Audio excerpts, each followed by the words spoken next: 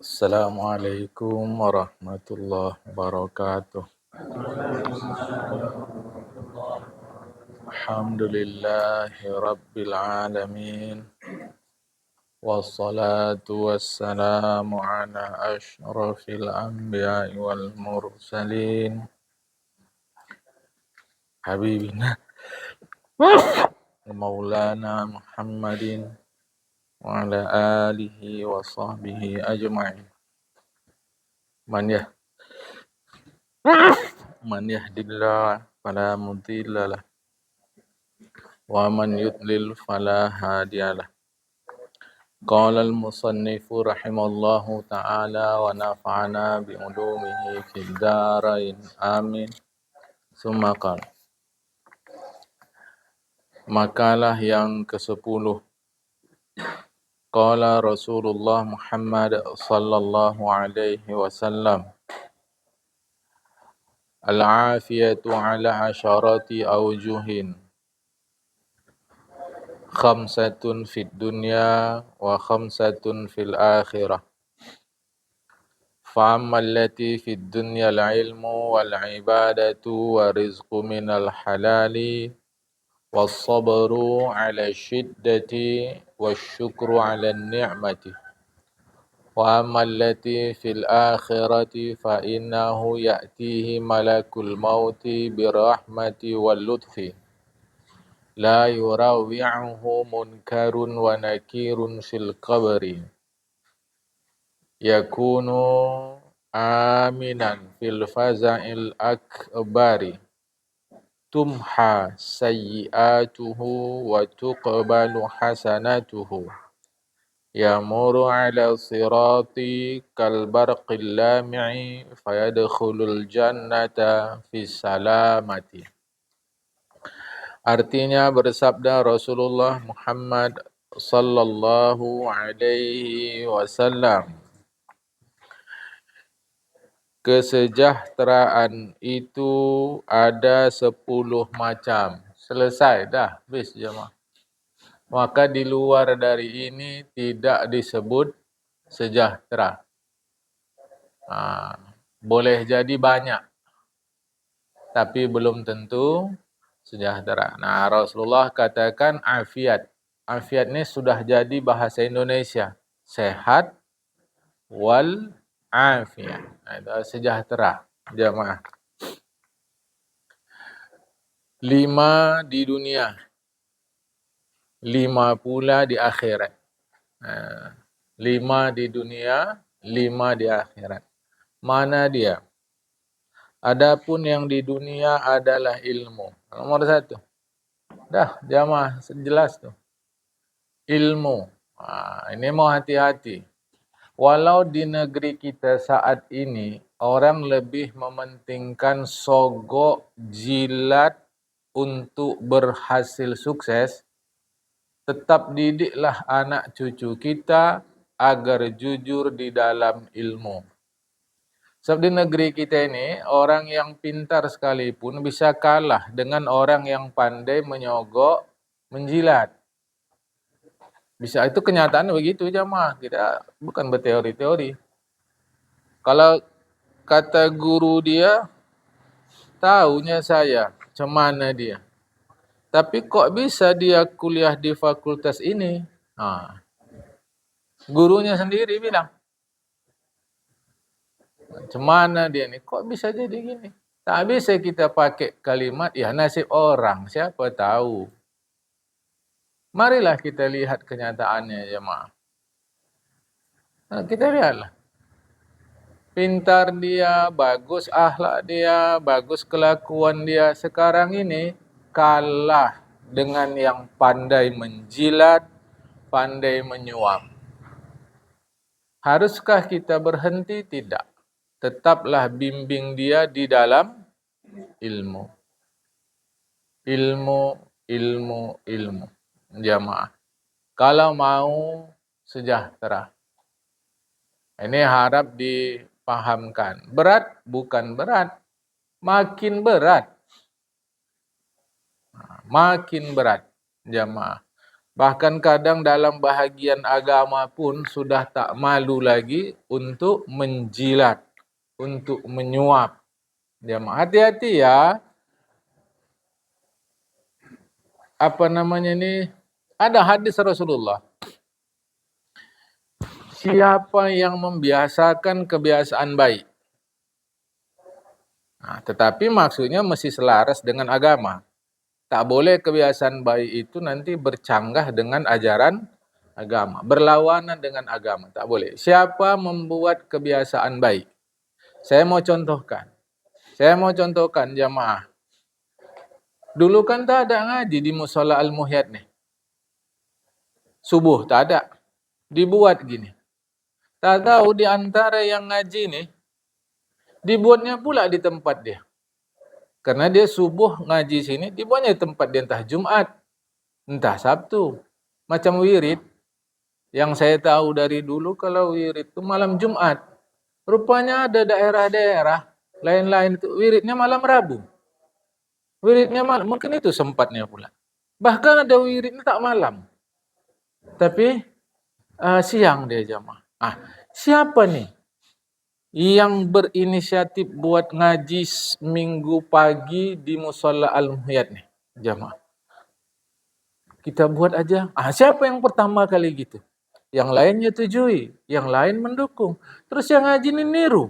Maka kebaikan yang lain itu, yang pertama membuatnya itu tetap dapat pahala. Gini, si A lah yang membuat ngaji sini, si A. Terus si B kena ngaji sini, dibuatnya tempat lain. Inspirasi dia ngaji di tempat lain itu datang dari sini. Maka si B buat ngaji tempat lain dapat pahala. Dia dapat pahala. Nah, oleh karena si B meniru si A, tiruan itu si A pun dapat pahala. Bukan pahala si B dikurangi Allah untuk si A, tidak. Dah. Lantas, terdengar sama si C. Ku dengar tempat kau B buat ngaji gini-gini. Bagus ku tengok. Tempat kami buat juga lah. Tapi di kelurahan kami buat. Atau cara kampung balai desa kami buat. Si C niru dari si B tanpa pernah kenal si A. Si C dapat pahala atas baik dia. Tapi karena dia niru si B, B dapat pahala dari perbuatan baik si C.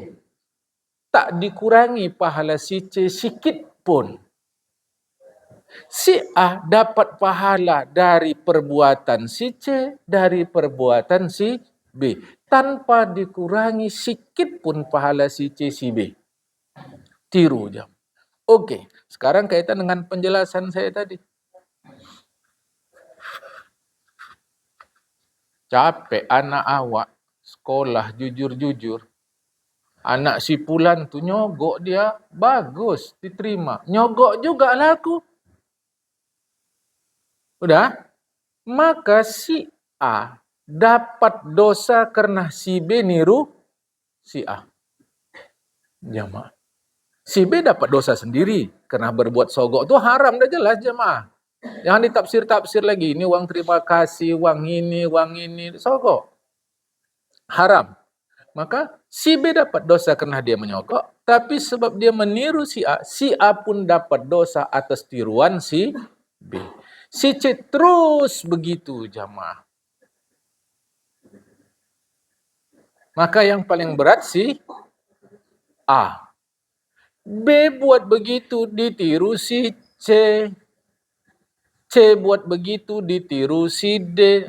Nanti tiruan itu si A juga dapat dosa. Man sanna sunnatan hasanatan falahu ajruha wa ajru man amila biha. Satu hadis wala yunqasu. Ada satu hadis tak pakai wala yunqasu. Siapa yang membiasakan perbuatan baik untuk dia, Allah kasih, bahasa kita upah. Pahala itu upah jamaah. Pahala itu upah. Allah kasih upah untuk dia. Dan upah untuk dia juga orang yang berbuat sama macam dia. Man sanna sunatan sayyatan falhu wizruha wa wizru man amila biha. Begitu kata Rasulullah. Jadi terkait dengan ilmu untuk sejahtera tadi, ajarkan tetap anak kita, ajarkan tetap cucu kita agar tetap dalam ilmu. Walau orang dah sogok sana, sogok sini, suap sana, suap sini, tetap diajarkan. Jamaah, Tuhan tidak tidur. Kalau orang Jawa sebut, Gusti mboten sare. Tuhan tidak tidur. Dia tahu siapa yang bertekun itu dalam agama yang Tuhan ajarkan kepada kita melalui Rasulullah. Tak tidur jamaah. Jadi Allah tahu. Ajarkan anak kita, cucu kita, bertekun kau dalam ilmu. Takkan Allah sia-siakan. Itu untuk sejahtera, bukan untuk kaya. Bukan untuk kaya jamaah. Guru kita dulu sampaikan demikian. Waktu saya di Al-Qismul Ali kata guru kita begitu. Kalian jadi guru tu mungkinlah tidak kaya. Tapi kalian pasti tidak miskin. Cukup semua. Kata dia. Jamaah. Tak penting kaya? Penting. Kalau ada yang bilang tak penting, keliru. Penting kaya. Tetapi tentu agama ajarkan penting kaya lewat jalan yang dibenarkan oleh agama. Kalau tidak, kita tak sejahtera. Sejahtera itu jamaah memang kalau menurut ukuran kapitalistik, ukuran kapitalisme, itu ukuran kapitalisme itu madhabnya kapitalistik itu kata sifat, caranya jamaah. Memang ukuran sejahtera menurut orang-orang yang berfaham kapitalisme itu adalah apabila tercukup keperluan zohir, keperluan fisik. Apakah orang itu hatinya merasa nyaman, tenang atau tidak, itu enggak penting. Tetapi mazhab ini sendiri mengalami koreksi oleh penganutnya. Buktinya apa? Orang-orang yang berfaham kapitalisme itu mengalami kegelisahan batin. Itu maka orang barat belakangan ini banyak ke timur. Mereka menganut ajaran-ajaran timur. Tak mesti Islam. Ada yang ikut yoga, ada yang ikut Hindu, ada yang ikut Buddha, Islam juga begitu. Ini saya mau sampaikan kepada kita. Jadi Rasulullah sebut sejahtera. Nah, karena sejahtera tentu kecukupan zahir dan kecukupan batin. Jamaah, kecukupan zahir, kecukupan batin. Saya harus ingatkan, kadang-kadang kita yang tua-tua sebagai orang tua, sebagai kakek, atuk. Atuk lah kalau cara kita sini. Atuk, nenek dia, ayah, mak dia. Kadang kita yang meracuni anak kita. Kadang, kau tengok si Fulan tu dah ada kereta dia. Kau belum lagi. Tak ada. Kadang kita. Bukan saya kata tak penting, jamaah. Jangan sempat nanti gelisah batin. Nah, maka Rasulullah datang. Ilmu nomor 1 yang membuat batin sejahtera. Macam mana mewah hebat mobil kita, tukang bengkel juga akhirnya yang ngurusnya. Kita duit ada, semua ada. Rusak dia, tukang bengkel. Walau bengkelnya mewah. Akhir-akhirnya tukang bengkel. Itu pertanyaan saya. Ilmu bukan tuh? Ilmu, jamaah. Tapi janganlah salah, tak penting duit ini. Salah, penting kali jamaah. Sampai 1/4 urusan fikih adalah urusan duit. Kita tak pernah belajar, jarang. Pernah kita ngaji bab muamalat. Di masjid-masjid jarang jamaah. 1/4 fikih itu urusan duit. Fikih itu ibadat. Dah? Munakahat. Munakahat itu nikah kawin. Jinayat. Jinayat itu pidana perdata. Kita tak pernah belajar kita jamaah. Yang keempat, muamalat. Muamalat itu transaksi. Di dalamnya jual beli, sewa menyewa, pinjam meminjam. Itu kalau sewa menyewa, urusannya daun apa duit? Kan bukan daun, duit. Jual beli, duit. Pinjam meminjam, duit. Agama penting. 1/4 fikih, duit. Kalau ada yang bilang tak penting duit, untuk apa fikih itu ngurus duit? Cuma selama ini kita tak pernah. Kalau ngaji wudhu saja. Ngaji wudhu 3 tahun. Belum selesai gurunya meninggal. Sementara cari guru baru, jeda dulu 3 bulan. Datang guru baru, lancar kaji karena diulang. Ada wuduk balik. Bukan aku bilang salah.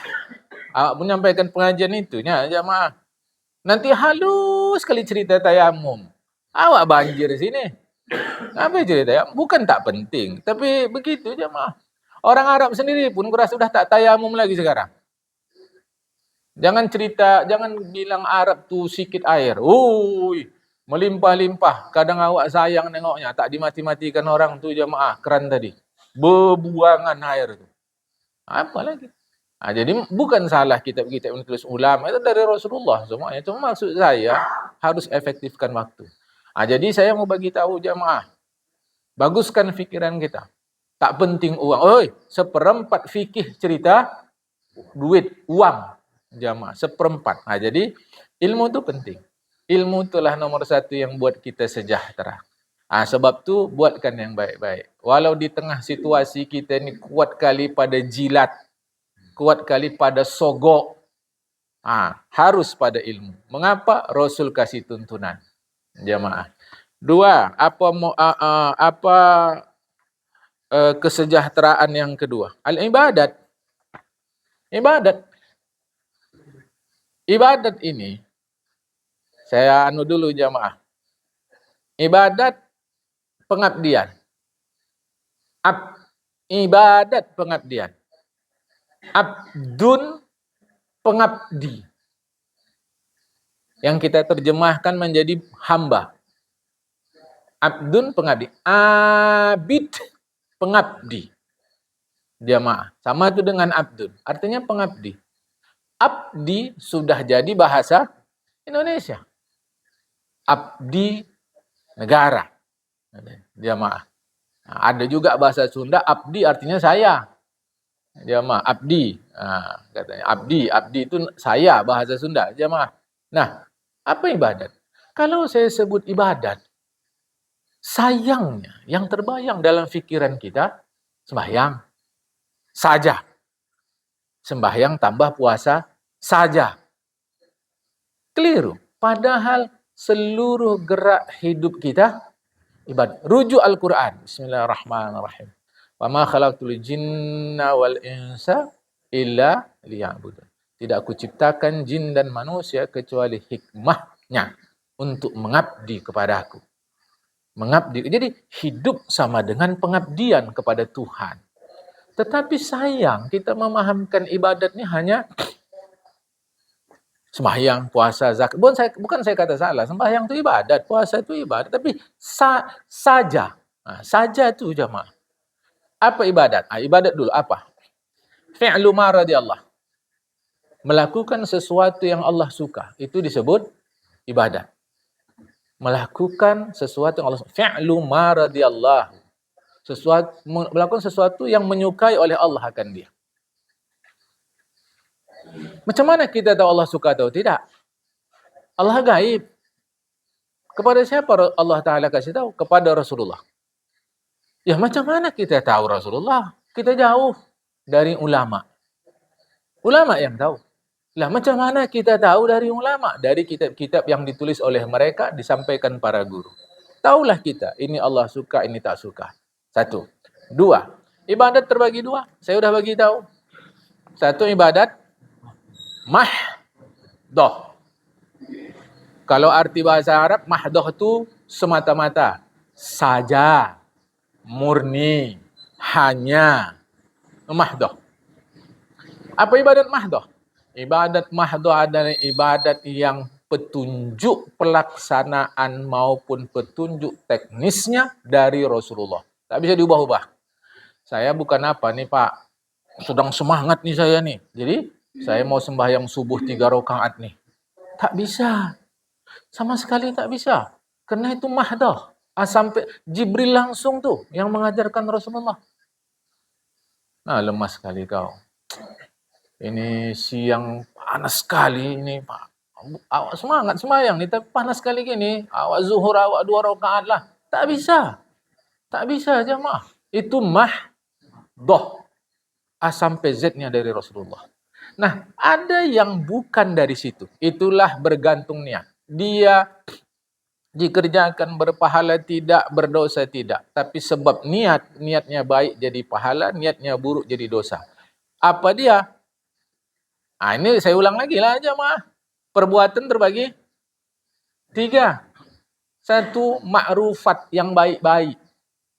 2, munkarat yang buruk-buruk. 3, yang mubahat. Baik tidak, buruk tidak. Ukuran baik dalam agama. 1, wajib.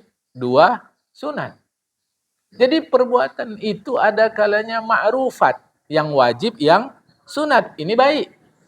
Ada kalanya perbuatan itu munkarat, buruk. Apa dia? Haram, makruh. Haram hasilkan dosa, makruh tidak. Jamaah. Cuma kalau ditinggalkan berpahala. Yang tidak ma'ruf, tidak baik. Yang tidak munkar, tidak buruk. Cuma 1, mubah. Apa yang mubah ini? Yang enggak ada penjelasannya dalam agama bahwa dikerjakan dapat pahala. Ditinggalkan dapat dosa. Enggak ada penjelasan dalam agama. Itu kebiasaan kita hari-hari aja. Apa contoh? Pagi awak buka jendela supaya udara masuk. Mana ada hadisnya itu? Kata Rasulullah, kalau pagi hari bukalah jendela supaya udara masuk, kalian sehat. Enggak ada aja mah. Enggak ada tuh. Kita buka. Apa niat? Supaya sehat. Baru dapat pahala. Ini ibadat ghairu mahdoh. Ghairu mahdoh tak ada petunjuk dari Rasulullah. Itulah tadi man sanna sunnatan hasanatan. Siapa yang berinisiatif berbuat baik. Inisiatif dia buat baik. Jamaah. Lantas ditiru orang. Dan memang baik. Agama tak larang. Bagus jamaah. Itu ibadat. Nah kalau ditengok hari-hari kita. Sikit ibadat mahdoh. Okeylah yang tahajud. Habis itu subuh. Habis subuh dia zikir-zikir. Habis zikir-zikir dapatlah dia duha. Okey. Habis duha baca Quran. Terus kosong. Mau ngapain? Makan itu bukan ibadat. Makan bukan ibadat. Karena non-muslim pun makan. Supaya agak mudah kita mengetahui mahdoh ghairu mahdoh. Tengok non-muslim. Kalau orang Islam kerjakan secara khusus orang Islam. Orang Muslim kerjakan juga. Itu berarti bukan ibadat mahdoh. Cara mudah. Meskipun tak semua begitu. Jemaah. Kalau Muslim kerjakan. Non-Muslim tak kerjakan. Itu biasanya mahdoh. Contoh. Kita sembahyang Jumat. Ada non-Muslim sembahyang Jumat? Tak ada. Bahwa mereka pergi ke vihara, ke gereja, ke kelenteng mereka. Itu lain hal jemaah. Mungkin bertepatan hari. Tapi khusus kita. Maka sembahyang Jumat adalah ibadah mahdoh. Jemaah. Orang non-Muslim pergi enggak undangan? Kita pergi. Ini ghairu mahdoh. Jamaah, ghairu mahdoh. Meskipun tak begitu selamanya. Ini maksud saya untuk memudahkan kita memahami mana mahdoh, ghairu mahdoh. Tak semua begitu jamaah, tapi di antaranya begitu. Jamaah. Orang Muslim kalau panas pakai tutup kepala enggak keluar? Pakai. Orang panas. Non-Muslim pakai. Ini ghairu mahdoh. Maka supaya dapat pahala kita waktu pakai topi keluar panas itu apa niat? Niat saya supaya jangan sakit badan. Pakailah itu. Allah suruh merawat badan. Ini cara mudah, bukan pasti begini jamaah. Ini kira-kira begitu untuk memahaminya mahdoh ghairu mahdoh. Tapi secara agama mahdoh ghairu mahdoh itu berdasarkan dalil. Kalau tak ada dalil, itu biasanya itu ghairu mahdoh. Maka hidup kita mau sejahtera mesti ibadah. Mesti ibadah. Macam gini. Sudah lama itu diketahui tak baik untuk membungkus daging itu pakai plastik hitam. Dah lama itu. Tempat kita gagas. Kalau dibilang nggak ada yang bergerak. Alhamdulillah duit kita ada. Seminggu sebelum Idul Kurban, Idul Adha, sudah kita hubungi tukang daun yang dipajak atau pencari daun. Dulu saya pernah nyewa rumah jamaah. Saya tak ngerti waktu. Ngapain wak ni? Rupanya itulah dia masuk ke hutan-hutan kemana-mana. Cari daun. Ke kebun-kebun jamaah. Dekat kami dulu nyewa tu ada dekat hutan-hutan jamaah. Sedap awak tinggal di situ. Banyak pohon. Saking sedapnya, monyet pun ada di situ. Jamaah. Saya pribadi rasa senang. Ada monyet. Ini berarti menurut si monyet tempat ini apa nih namanya nih? Bersih, asri, banyak alami. Kan hewan maka saya tengok tuh ngapain wak ini masuk-masuk. Rupanya cari daun. Itulah pula cari nafkah dia. Seminggu sebelum Idul Adha, kata si fulan-fulanah, dihubungi pencari daun. Atau dihubungi penjual daun. Disiapkannya untuk Idul Adha, nanti panitia tak usah lagi bungkus pakai plastik, tapi bungkus pakai daun. Pertanyaan saya, ada nggak hadisnya nih? Sepanjang kita udah lama mengaji lah sama guru mana-mana pun. Kata Rasulullah, carilah daun. Tak ada jemaah. Tak ada. Tapi baikkah ini? Baik. Dapat pahala. Ibadat. Ghairu mahdoh. Ibadat jemaah. Ibadat ini. Ini ibadat. Bahkan sekarang dibilang tuh oleh pihak pemerintah. Jangan pakai plastik hitam. Lebih hebatnya lagi, saya nonton televisi. Televisi ingat saya, jemaah. Dalam kurban kemarin. Bukan hanya pakai daun. Pakai tempat dari bambu pula. Dipakaikan daun. Di atasnya ditaruh daging. Jadi macam keranjang orang parsel-parsel tuh jemaah. Iya, makin baik lagi. Ada hadisnya? Tak ada. Apalagi Qur'annya. Ada pernah dibuat Rasulullah nih? Tak pernah. Ana tahu Rasulullah kayak gini-gini. Jemaah, Arab lain adat dia. Berarti kita berbuat baik. Karena ini untuk kebaikan semua. Ibadat mahdoh. Mau sejahtera dalam hidup. Minta izin saya kepada kita yang tua-tua, yang senior-senior nih. Ibadat. Tak ada lain. Tapi luaskanlah paham kita. Ibadat itu ada mahdoh. Ada ghairu mahdoh. Ya. 2, 3. Apa lagi? Ar-rizqu minal halali. Rezeki yang halal. Pada makanan dan pakaian. Gini, jemaah. Untuk memastikan dia halal, tentu dari A sampai Z-nya kita yang memproduksinya. Saya rasa cuma satulah ini yang halal. Kalau cara kita sinilah. Kalau serius, cuma satu yang halal. Ikan. Caranya, kita pergi ke laut cari sendiri. Nah, cari sendiri, dapat sendiri makan. Itunya lagi yang halal. Jemaah. Mudah-mudahan tuh.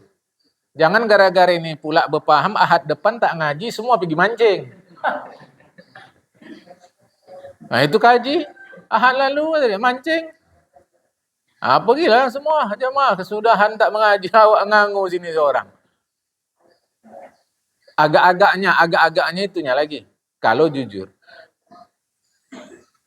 Itu halal lah insyaAllah. Jemaah. Nah, kalau mungkin di dataran tinggi macam kita Brastagi sana, nanam dia. Pakai pupuk kandang. Pakai pupuk kandang pun kalau ulama-ulama yang warak-warak itu tak mau dia. Karena itu kotoran. Atau dari sisa-sisa makanan. Kurang afdol, kata mereka, jemaah. Kan? Pakailah pula misal kata entah pupuk kimia, bahaya pula ke tubuh. Kimia jadi, jemaah. Kan? Jadi, agak-agaknya lah, mungkin pun saya masih bisa lah dibantah. Agak-agaknya ikan, itulah jemaah. Itulah dia. Kata ahli kelautan.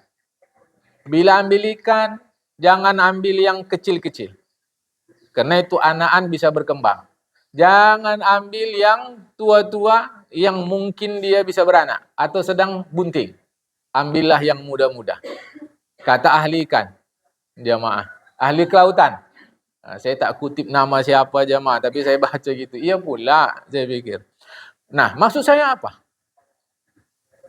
Niat kita tetap ingin dapat rezeki yang halal. Kalau toh masuk juga agama memaafkan. Masuk juga yang tak halal. Yang terpenting jangan kita berinisiatif cari rezeki yang haram.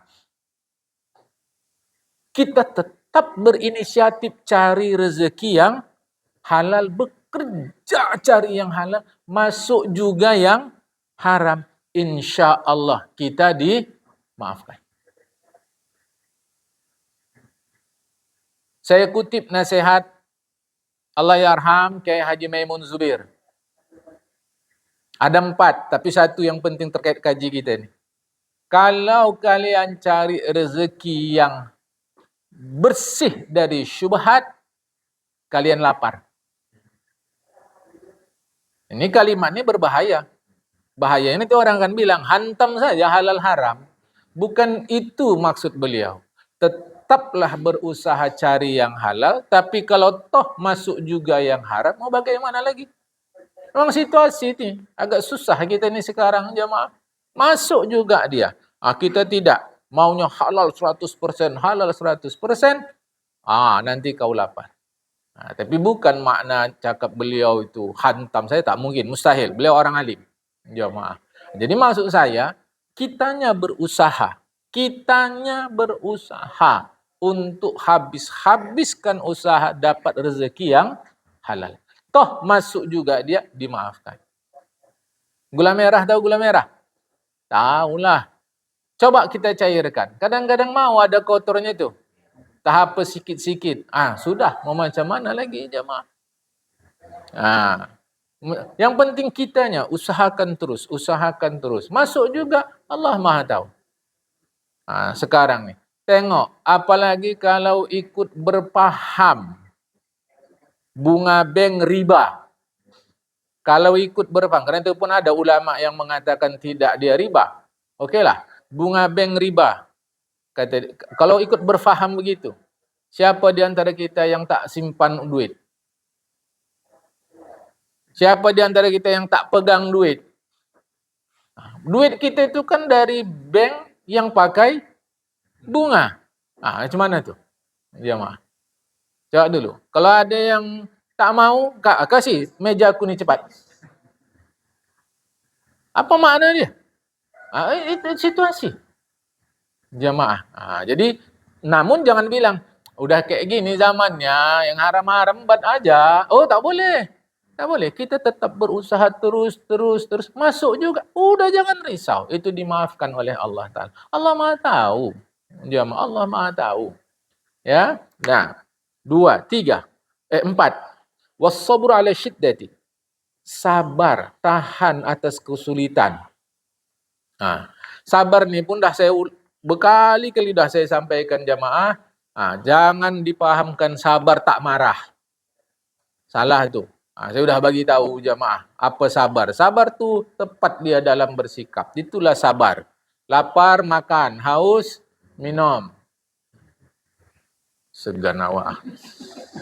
Awak segan. Padahal haus. Dia haus. Segan. Tak usahlah awak minum. Nanti ajalah. Dia haus. Keringlah terus.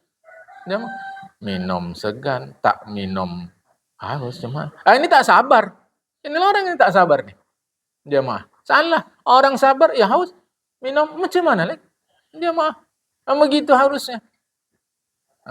Yang saya contohkan juga sama kita. Isteri kita keluar. Bercarut sana sini. Gibah. Kenapa abang tak tegur? Sabar aja awak. Itu dah takdir Allah. Bukan sabar gitu. Kau tu termasuk pasutri. Persatuan suami-suami takut istri. Pasutri. Ini jemaah kan. Padahal kalau pemerintah katakan pasangan suami istri. Itu pemerintah. Tegur istri kita. Bacul kau. Kau bukan sabar. Tapi bacul. Tapi bukan pula negornya ngamuk-ngamuk. Palau tahu ya kau enggak tahu. Itu bukan sabar. Itu marah itu jemaah. Tak betul. Tegurlah dia. Kita paham sabar ni salah. Terusnya pula ada paham sabar ni cukup 3 kali. 3 kali sabar. Macam subhana rabbiyal azim ini buat dia. 3 kali. Ada. Sabar tak berbatas. Cuma pemahaman sabar tu saya paling mudah nengok Rasulullah waktu perang lah. Orang perang dalam pemahaman saya adalah orang marah. Ini di depan saya, ini bukan orang-orang bodoh ini. Ini orang-orang pintar dan udah lama hidup. Kalau aku salah, tegur. Menurut pemahaman saya, orang pergi perang, itu orang marah. Apa bukti? Dia membunuh. Takkan kalau orang perang jumpa musuh di gelitiknya. Kalau musuh ya, gelitik tak ada, mesti bunuh. Orang bunuh marah tidak? Lah berarti Rasulullah pemarah lah. Itu maka saya berani katakan. Marah, sabar itu tepat dalam bersikap. Jadi marahnya di belakang, imannya di depan. Lah, contoh lagi Khalifah Umar bin Khattab. Dari kaji yang kita pelajari, jumpa adiknya pun ditepuknya adiknya. Hafsah. Waktu itu jamaah panjang cerita itu. Pap, tolaknya. Waktu dia masuk Islam itu jamaah. Awal-awal beliau masuk Islam, tepuknya adik dia jamaah. Kan? Marah dia. Tapi Rasulullah jamin dia masuk surga. Itu macam mana itu?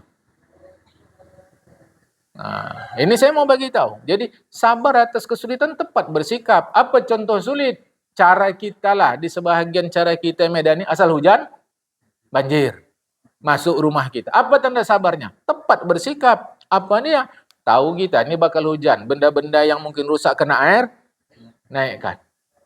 Kalau bisa dibuat benteng tanah, buat. Kalau tak bisa, apa yang bisa dibuat? Itulah tanda dia sabar. Jamaah. Itu tanda dia sabar, tepat bersikap itu. Kan? Baik. Kata Syekh Junaid Al-Baghdadi, Qaddasa sirrahu, tentang sabar, tentang tahan. Ditanya beliau, apa sabar itu Tuan? Dia jawab, mereguk kepahitan tanpa berkerut kening. Ini sabar. Mereguk kepahitan tanpa berkerut kening. Bisa? Bisalah. Siapa yang tak bisa? Apa maksud saya bisa nih? Belum datang, awak tunggu dia. Tukang jamu? Tukang jamu belum datang, awak tunggu dia. Awak beli jamu. Pertanyaan, jamu manis pahit? Lah itu, waktu mereguknya kira-kira hati kita macam mana? Senang, susah? Itu dia sabar. Kalau ditanya depan awak nih, mau jamu apa teh tarik? Teh tarik nih. Tariknya, awak dulu belum ngerti teh tarik nih jemaah kan. Sampai sana, wah tariknya. Awak melongoh-longoh, nggak jatuh kata awak. Orang ahli dia, tarik teh tarik dia. Kan? Awak minum. Sedap, pasti kita suka. Jarang kita suka jamu. Padahal ujung jamu kalau kita minum, sehat. Itu sabar. Jamaah. Mereguk kepahitan jamu tanpa berkerut kening. Itulah mudah memahami sabar. Jamaah. Kita ini kurang minum jamu. Bertamu pun nanti kalau kita teh manis tuh manis kurang manis. Kesudahan awak minum teh manis atau minum gula? Kesudahan jamaah. Pergi awak ke Sunda, dihidang orang tuh teh tanpa gula. Awak merantau di Jakarta kuliah. Namanya orang kuliah bersusah-susah. Datang awak ke Sunda aja mah. Saya ke Tasik. Tasikmalaya. Pergi bertamu. Dihidangkan teh. Senang kali saya. Udah lama tak kena teh manis. Kata awak. Alhamdulillah hari ini kan. Awak minum. Tak bergula. Kata awak dalam hati. Memanglah orang Sunda ni pelit. Awak pikir mendeling aja yang pelit. Aku mendeling. Kalau aku bilang Melayu, kena pecat aku. Aku mendeling. Ya, hasibuan, tulen. Tak ada pelit-pelit. Rupanya belajar awak lama-lama. Memang begitulah mestinya minum teh. Mesti begitu. Minum teh tu tak pakai gula. Baru dapat khasiat teh. Oh ya pula awak yang salah. Awak tuduh orang begitu. Itu maka saya berani mengatakan orang bodoh selalu buruk sangka. Selalu. Tidak pasti. Awak yang bodoh. Tak tahu. Buruk sangka. Jamaah. Maksud saya balik ke sabar tadi.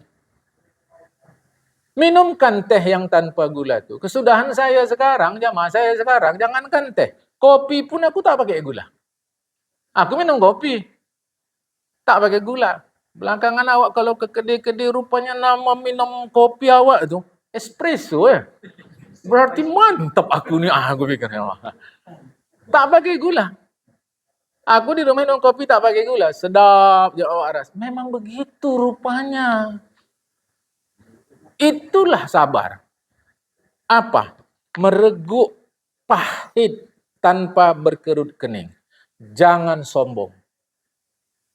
Aku ingin sabar. Dalam pikiran dia mau mereguk pahit. Kita ni lemah. Jangan tantang Allah mengirim cobaan. Jangan jamaah. Tinggal lagi kalau sedang dapat, ingatlah kaji ini. Tapi jangan sombong. Jangan sombong. Aku pengen dulu sabar. Cemana? Jangan. Kita ni lemah jamaah. Kita ni lemah. Saya mau bagi tahukan. Tinggal lagi, saya mau bagi tahu jangan salah konsep terhadap sabar. Berkata Khalifah Ali bin Abi Thalib, sabar itu bagi iman bagaikan kepala bagi badan. Sabar bagi iman bagaikan kepala bagi badan. Macam mana badan tanpa kepala? Seperti anak Palestina kemarin. Hilang kepala anak tu. Hilang kepala dia jemaah. Sanggup-sanggupkanlah kita nengok video-video yang beredar tu jemaah. Maka saya minta izin lah. Saya alhamdulillah ada beberapa yang masih muda lah ni sepantaran. Sama yang tua-tua pun ajarkanlah anak kita, ajarkan cucu kita. Jangan mengeluh dalam hidup ni. Ngapa mik ni? Jemaah.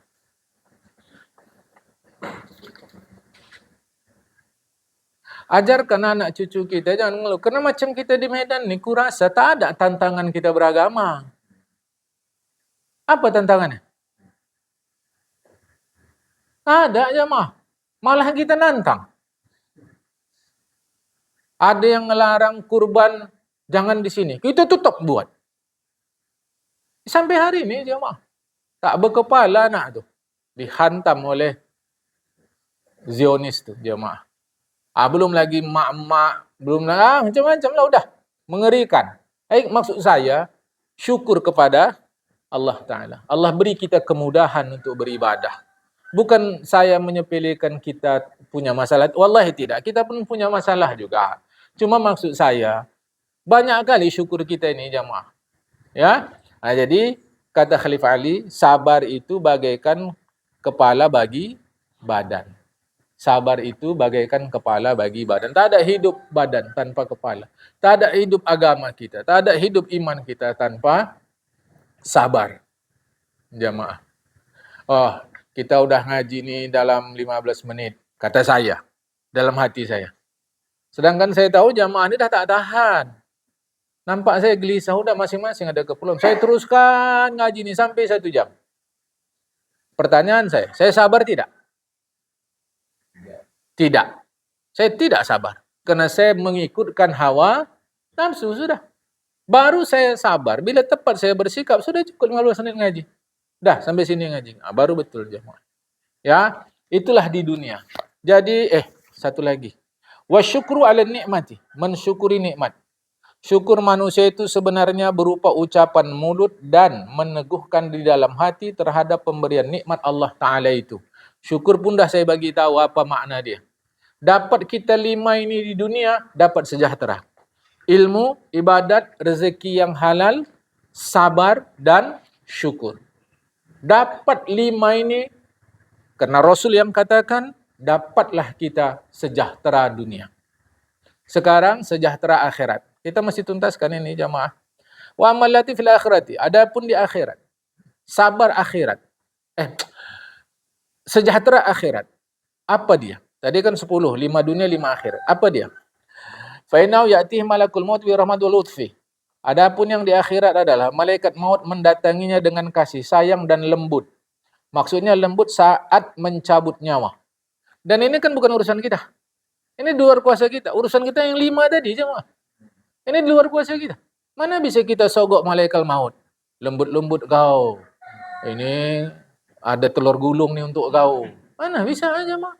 Ini ada cara sekarang sebelah. Ya, sebelah. Ada sebelah, ada cilok pula sekarang nih. Ada cilok sini. Dah ada macam-macam jemaah. Ini untuk mana tahu dia jemaah. Ini urusan akhirat. Urusan kita bukan yang 5 nih. Bukan 5 yang akhirat. 5 yang dunia tadi, jamaah. Kalau dapat kita dicabut dalam lemah lembut, wah, luar biasa sejahtera. Kedua, la yurawi'ahu munkar wa nakir fil qabri. Tidak mengejutkannya oleh malaikat munkar dan nakir di dalam kubur, bahkan ramah. Ingat ya, lurus-lurus ya, bukan mungkar, mangkir atau nangkir. Dulu kan kita sebutnya nangkir ya. Malaikat mungkar nangkir. Jadi pula mangkir. Mangkir itu bahasa kita apa mangkir?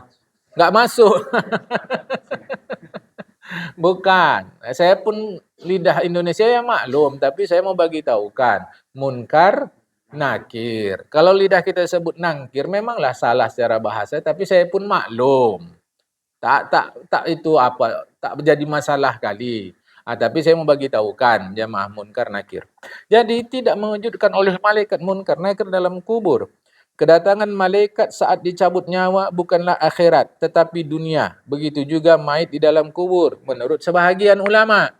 Tapi ada ulama mengatakan, sakaratul maut itu sudah masuk bahagian akhirat. Ada mengatakan tidak, itu masih dunia. Begitu mati, barulah masuk akhirat. Ada yang mengatakan pun tidak, akhirat itu nanti di akhirat. Jadi khilafiyah ini enggak penting bagi kita. Mengapa? Karena kita orang bodoh. Itu kerja ulama. Urusan kita fokus yang 5 di dunia tadi. Mudah-mudahan malaikat di dalam kubur, munkar nakir tidak mengejutkan kita. Kubur disebut barzakh. Apa barzakh? Arti barzakh. Alam barzakh. Barzakh apa barzakh? Tanah sempit. Jadi daerah sempit antara satu tempat dengan tempat lain itu disebut barzakh. Pernah kita nonton bioskop waktu keluar berebutan keluar? Kalau yang bilang belum pernah, sekarang aja nonton, pergi. Jemaah kan, awak-awak dulu, anak-anak dulu. Waktu mau keluar berebut, itulah barzakh tuh. Tempat sempit tuh barzakh, jemaah. Macam orang belakangan kan suka wisata ke Aceh, ke Sabang, suka nyelam, jemaah, suka nyelam. Nanti waktu nyelam tuh nampak kita antar batu-batu ada celah sempit, itulah barzakh. Jadi barzakh tuh sempit, jemaah. Nah, tetapi waktu mati yang dekat dengan keadaan akhirat, maka disebutlah dia akhirat. Oleh karena waktu mati itu dekat ke akhirat, disebutlah dia akhirat. Bagi kita, serah pada orang alim. Apakah itu akhirat atau tidak? Urusan kita adalah yang 5 tadi. Mudah-mudahan waktu mau mati kita atau di dalam kubur kita tak dikejutkan munkar nakir. Fakullu ma qaraba syai'an yu'ta hukmahu. Ini bukan hadis, bukan Al-Quran. Ungkapan para ahli. Apa saja yang mendekati sesuatu, maka hukumnya seperti sesuatu itu. Apa saja yang mendekati sesuatu, maka hukumnya seperti sesuatu itu. Ini bukan hadis apalagi Quran. Ini ungkapan umum. Dan ini benar. Contoh. Situ orang tuh nyabung ayam. Awak nyabung tidak apa tidak. Tapi jemur baju dekat situ. Waktu polisi datang, kira-kira kena nggak kita nih? Mana tahu polisi tuh pura-pura kawan ini jemur baju, diangkat nyawa. Padahal kita tak ada, sama sekali tak ada. Megang ayam pun takut awak, patok-patok ayam, jemaah. Apa artinya? Kullu ma qaraba syai'an yu'ta hukmahu. Yang dekat-dekat sesuatu, kena hukum dia. Macam gini lah, kita ngaji sini. Dia tak ngaji. Cuma entah apa-apa dikerjakannya dekat mesin ni. Waktu ada entah pembagian apa-apalah, kira-kira dapat enggak dia? Itu. Kullu ma qaraba syai'an yu'ta hukmahu. Yang dekat dengan sesuatu hukumnya diberikan hukum sesuatu itu. Makanya mati itu dekat-dekat mati walaupun belum dia akhirat diberikan hukum sama. Kata ulama, bagi kita tak penting. Karena ini bukan akidah. Yang akidah itu kita pasti mati. Ada akhirat, ada kiamat. Khilafiyah pendapat-pendapat begini urusan orang alim. Jamaah ya. Ketiga, yakunu aminan fil fazail akbar. Jadilah dia merasa aman pada waktu keguncangan besar, yaitu ketika orang kafir diperintahkan pergi ke neraka. dan pintunya tertutup untuk para pengisinya. Dan mereka orang kafir putus asa, tidak bisa keluar dari neraka. Ketika mati disembelih dalam bentuk biri-biri hitam. Mati. Mati itu apa? Apa mati itu? Rasulullah terangkan, nanti di akhirat benda yang bernama mati itu disembelih oleh Allah. Dalam bentuk biri-biri hitam putih di antara surga dan neraka. Maka itulah nanti orang di neraka tak ada mati-matinya. Orang di surga tak ada mati-matinya karena benda yang bernama mati sudah dimatikan oleh Allah. Apa pemahamannya, macam mana kenyataannya di akhirat, kita tunggu saja tanggal mainnya di akhirat. Jamaah. Itu saja. Ya, jadi macam mana mati itu bentuknya biri-biri? Itu begitu hadis jemaah. Apa pemahamannya? Boleh jadi pemahamannya nanti kita dapat pahami. Maksudnya adalah bukan mati itu dinampakkan begini, disembelih, bukan. Tapi maksudnya adalah bahasa kiasan bahwa di akhirat tak ada lagi mati. Mungkin ada pemahaman begitu, silakan. Ulama yang bekerja bukan kita. Jamaah. Oh, nanti pemahamannya memang ada, dibentukkan Allah mati itu macam biri-biri hitam putih. Disembelih Allah, habis itu tak ada mati-mati. Kalau itu pahamnya silakan. Urusan kita, usahakan yang 5 itu agar masuk surga lewat jalan tol. Itu aja jemaah. Ya. Dan menyerulah penyeru, hai pengisi neraka, kekal tanpa mati. Kemudian putus asalah pengisi neraka untuk keluar darinya.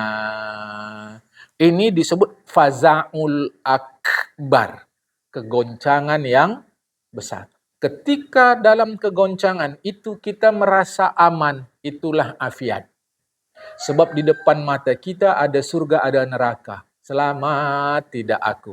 Macam kita lah, surat-surat tak lengkap di depan razia gabungan.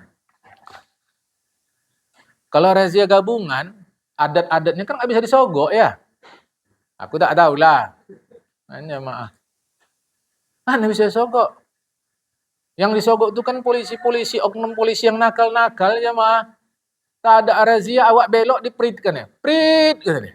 Ini oknum-oknum polisi yang nakal. Yang macam kemarin polisi Medan apa Sumatera Utara. Yang menyebut DPO. 15 orang polisi itu. Medan ya? Medan emang ya? Medan. Diumumkan sama polisi resmi, 15 orang polisi DPO. Dalam kaitan judi. Nah, coba, ini nakal-nakal nih jamaah. Setahu saya kalau gabungan dia tak bisa itu. Entahlah kalau ada oknum polisi yang nakal juga. Awak tak lengkap, cemas tak? Cemas. Tapi awak semua lengkap. Aman tak? Itu kira-kira untuk mendekatkan pemahaman jamaah. Nampak awak neraka, nampak awak surga, awak aman. Ini afiat kata Rasulullah. Ini afiat jamaah. Nyata sudah api itu, nyata sudah timbangan itu, nyata sudah Rasulullah. Ayo ngacung yang pernah jumpa Rasulullah. Kan? Akhirat jumpa awak, jangankan Rasulullah. Nabi Adam pun nampak awak sudah. Apa tak cemas hati nampak neraka itu, selamat tidak. Tapi kalau kau afiat kata Rasulullah, aman di akhirat, itulah kesejahteraan. Dan itu di luar kuasa kita. Kita hanya sanggup yang 5 tadi jamaah insyaallah. Kemudian tumha sayi'atu wa tuqbalu hasanatuhum. Dihapus keburukannya, diterima kebaikannya. Apalagi nih jamaah. Orang yang maksa awak bawa hadiah waktu ke rumah bapak tu tadi. Kalau cara awak segan, kena rasa awak hadiah kita ni banyak kali cacatnya. Karena yang kita datangi ini bukan orang sembarangan. Tapi begitu awak kasih, diterimanya dengan senang hati. Kira-kira macam mana kita? Jom. Padahal kalau awak pikir tadi, intipnya yang awak bawa. Tahu intip? Bahasa orang Jawa itu intip. Kerak nasi. Ada dijual sekarang jamaah. Dibungkus-bungkus dia. Kerak nasi itu. Kalau dulu awak kerak nasi itu ambil tambah. Ada garam, kelapa. Kalah tu pizza tu jamaah. Sekarang tak ada lagi. Itu orang Jawa sebut intip. Kadang kasih gula tu jamaah. Jual. Jual. Ada dijual bungkus-bungkus.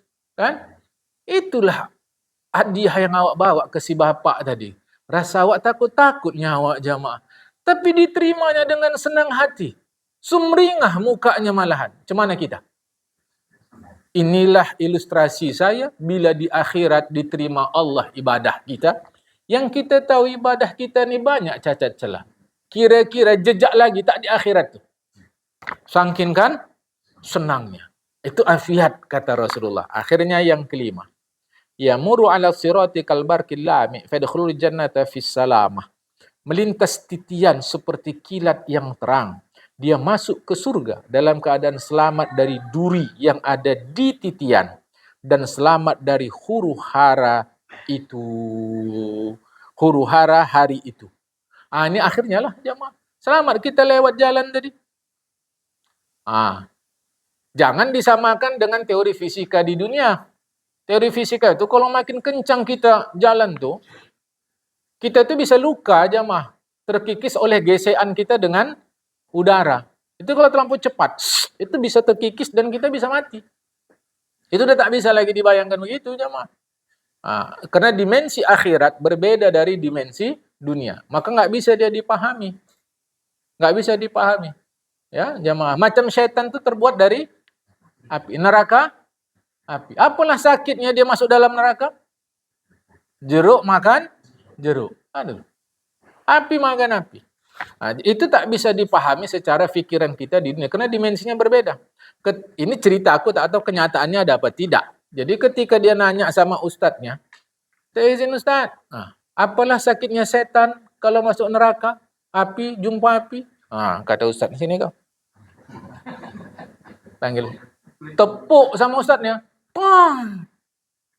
Santri yang lain pun takut. Ustadz marah. Padahal bukan. Kau terbuat dari apa? Tanah. Aku tanah. Inilah tanah jumpa tanah. Ini deh. Tanah jumpa tanah. Sakit enggak? Oh gitulah nanti iblis tuh. Api jumpa api. Begitu kira-kira. Paham tak nih? Tanah jumpa tanah. Sakit tak? Sakit. Berarti iblis pun mengalami sakit juga. Tak percaya masuk nanti sama iblis. Tapi secara ilmu pengetahuan, jawabannya tadi. Dimensi akhirat tidak bisa diukur oleh dimensi dunia. Itu maka tak terukur jamaah. Tak bisa. Maka kita pun tak tahu tentang surga. Saya cerita sama bini saya. Semalam saya ingat saya. Apalah enaknya surga tuh saya. Jadilah. Awak makan. Tapi yang keluar nanti kotorannya minyak kasturi. Berminyak-minyak badan awak. Kata istri saya, ya bukan kotoran. Itulah kau. Bukanlah kotoran maksudnya sekresi. Sisa-sisa makanan itu keluar jadi keringat. Keringat itu minyak kasturi. Apalah enaknya. Terus pula kata agama, nanti awak enak aja duduk-duduk ngambil buah segala macam. Ini kan mager nih, payah bergerak. Apa tak nanti asam urat, kolesterol segala macam. Jadi aku bilang akhirnya surga itu tak bisa kita pahami. Aku bilang. Tak bisa kita memahami surga itu. Kata bini saya pula akan ada lagi sungai susu. Apa tak bersemut? Aku bilang. Surga tadi. Jadi keluar hadis Rasul, surga itu mala ainun ra'at wala udhunun samala khatar ala qalbi balik. Kira-kira begitulah. Ala qalbi bashar. Mala ainun ra'at wala khatar ala qalbi bashar. Surga itu tak pernah dilihat mata, tak pernah didengar telinga, tak pernah terlintas di hati cemananya. Informasi yang diberikan Quran hadis itu gambaran untuk kita. Memang begitulah surga itu. Bahwa ada sungai, bukan sekedar gambaran. Tetapi kan kita belum pernah ngalami. Itulah maksud saya tadi, dia di luar daripada pikiran kita. Sekarang macam mana lah sungai madu? Sungai itu enaknya kita mandi-mandi ya? Tidak. Mandi kan? Kalau sungai madu, enaknya kita mandi atau jual madu? Surga tadi. Aku bilang sama biniku, di surga itu tak ada masalah. Di surga itu tak ada masalah. Sama sekali. Sekarang aku tanya kau, enak nggak hidup tanpa masalah nih? Saya tanya masing-masing. Hidup kita tak ada masalah, enak nggak? Sekarang di dunia ini. Lurus, itu macam kita naik mobil jalan tol nggak ada rem.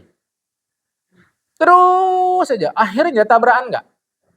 Seninya hidup nih karena ada masalah. Itulah seni hidup. Kalau di surga tak ada masalah, pening melawat lurus. Tak bisa diukur surga dengan dunia. Jadi kalau orang sekolahan, dimensi akhirat tak bisa diukur oleh dimensi dunia. Karena ukuran berbeda. Maka itu saya selalu dan berkali-kali sampaikan ke kita, usah urus akhirat. Urus yang 5 tadi. Insya Allah selamat kita di akhirat. Dah pas ngaji nih 1 jam 27-28 detik. Kalau ada yang bilang kelamaan, ada sini catatannya. Jamaah pas. Dah. Assalamualaikum warahmatullahi wabarakatuh.